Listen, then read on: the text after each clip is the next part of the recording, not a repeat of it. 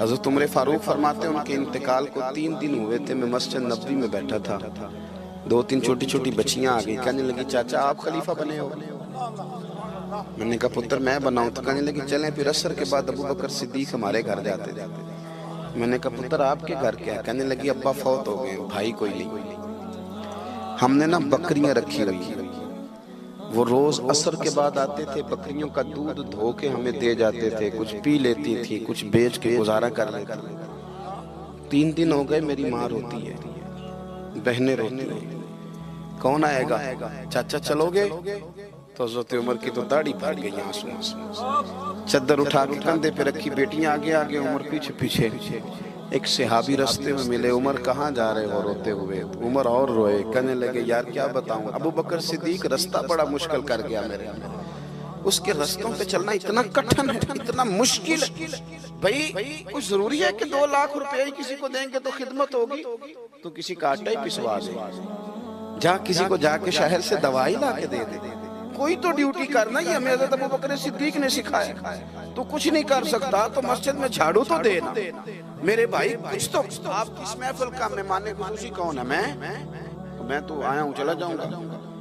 اس محفل کا مہمان خصوصی وہ ہے جس نے محفل سے پہلے یہاں جھاڑو دیا، جس نے یہاں دریاں بچھائیں، اس کی فوٹو بھی نہیں آنی بیچاری، وہ شاید پیچھے رہے، بڑے خاص لوگ ہوتے ہیں، کیمرے کی آنکھ انہیں دیکھے نہ دیکھے، رب رسول انہیں دیکھتے، اللہ رسول کی یہ نگاہ کرم میں رہتے۔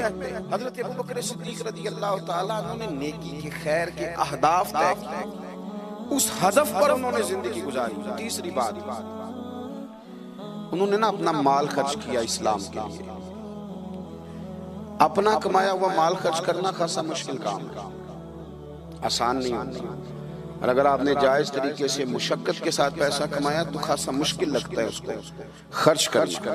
حضرت ابو بکر صدیق رضی اللہ تعالیٰ عنہ نے مال خرچ کیا، اور کس طرح خرچ کیا کہ جب حضور نے اشارہ کیا، جب اشارہ کیا، مسجد نبی بننے کی بات آئی تب بھی خرچ کیا، جہاد کی بات آئی تب بھی خرچ کیا۔ حالات اوپر نیچے ہوتے رہتے ہیں، جنگ میں حضور نے اعلان کیا تو حالات کچھ زیادہ مؤثر نہیں تھے صدیق اکبر کے، تو حضرت عمر کہتے ہیں اس دن میں نے سوچا آج میں نے آگے گزرنا، تو میں آدھا مال لے آیا گھر سے۔ کتنا؟ زکوٰۃ کتنے فیصد ہے؟ بول کے بتائیں، جوان کیوں نہیں بولتے؟ کتنے فیصد؟ زکوٰۃ 2.5% ہے، 2.5%، 100 میں سے 2.5 روپے۔ حضرت عمر کتنے لے آئے؟ 50 روپے 100 میں سے۔ یہ بڑا مشکل کام ہے، 2.5% دیتے ہیں تو لوگ کئی حساب کرتے ہیں، اور 50% یعنی آدھے پیسوں کو تھوڑا نہ سمجھیں آپ۔ حضرت عمر بہت زیادہ پیسے لے کے آئے، 50%، گھر کی ہر شے آدھی کر کے لے آئے، اور آپ فرماتے ہیں میرے حالات بڑے اچھے تھے ان دنوں، اور ابو بکر صدیق کے معاملات کا مجھے پتہ تھا، تو میرے دل میں خیال آیا کہ آج نہ میں نے ابو بکر سے آگے گزر جانا۔ کہتے ہیں جا کے میں نے مال رکھا، اتنی دیر میں صدیق اکبر بھی آ گئے۔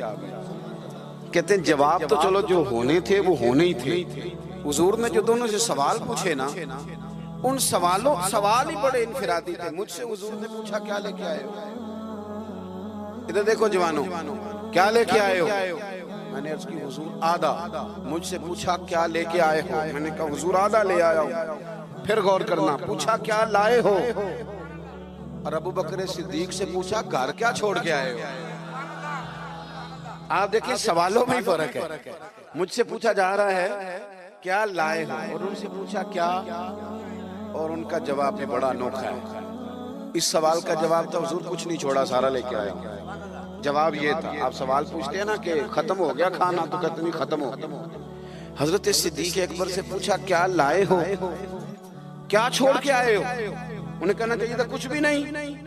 حضور نے فرمایا کیا چھوڑ کے آئے ہو؟ کیا جواب ہے، کیا حسن ہے، گویا وہ کہہ رہے ہیں کہ ہم کو لوارث تو نہیں نا بھئی، کیا چھوڑ کے آئے ہو؟ تو عرض کرنے لگے حضور گھر بھرا ہوا ہے، اللہ بھی چھوڑ آیا ہوں، اللہ کا رسول بھی چھوڑ آیا ہوں، رب رسول کا نام ہے نا میرے گھر میں۔